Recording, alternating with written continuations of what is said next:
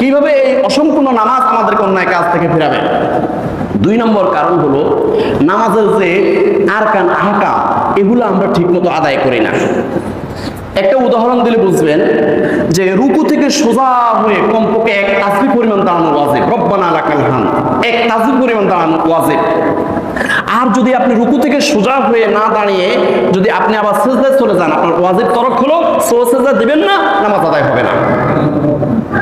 আর রাসূলুল্লাহ সাল্লাল্লাহু আলাইহি ওয়াসাল্লাম একদিন নামাজের ইমামতি করতেছেন, এক সাহাবী রব্বানা লাকাল হামদের পরে হামদান কাসিরান তয়্যিবান মুবারাকান ফি, আল্লাহর প্রশংসা আরো একটু বাড়িয়ে করেছে।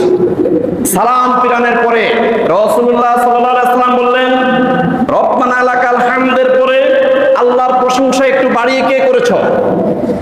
ওই সাহাবী ভয়ে থরথর করে কাঁপা শুরু করছে।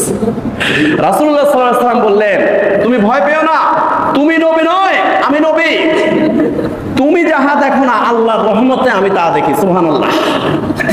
আমি দেখেছি তুমি যে রব্বানা লাকাল হামদের পরে হামদান কাসিরান তয়্যিবান মুবারাকান ফি, আল্লাহর প্রশংসা আরো বাড়িয়ে দিয়েছো। আসমান থেকে জমিন পর্যন্ত অসংখ্য ফেরেশতারা প্রতিযোগিতা লেগে গেছে, কে কত বেশি নেকি তোমার আমলনামায় লাগবে। সুবহানাল্লাহ। আরেকটা উদাহরণ দেখেন, আমরা যে নামাজের আরকান আহকামগুলো সঠিকভাবে আদায় করি না।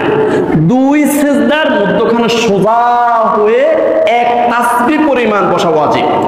কেউ যদি 1 তাসবিহ পরিমাণ না বসে, তার ওয়াজিব তরক হলো, সিজদা দিবে না, নামাজ ফাসাদ হয়ে যাবে, নামাজ নষ্ট হয়ে যাবে, এই নামাজ বাতিল হয়ে যাবে। আর আল্লাহ রাসূল সাল্লাল্লাহু আলাইহি সাল্লাম সোজা হয়ে বসতেন 2 সিজদার মধ্যখানে। তিনি পড়তেন, আল্লাহুম্মা গফিরলি ওয়ারহামনি ওয়াহদিনি ওয়াজবুরনি ওয়ারফা'নি ওয়াআফিনি ওয়ারযুকনি। আল্লাহ আমাকে ক্ষমা করে দাও, আল্লাহ আমার উপরে দয়া করো, আল্লাহ আমাকে সুস্থ করে দাও, আল্লাহ আমার রিজিক বাড়িয়ে দাও, আল্লাহ আমাকে হেদায়েত দান করো। সুবহানাল্লাহ। এগুলা রাসূলুল্লাহ সাল্লাল্লাহু আলাইহি ওয়াসাল্লাম 2 সিজদার মধ্যখানে বলতেন।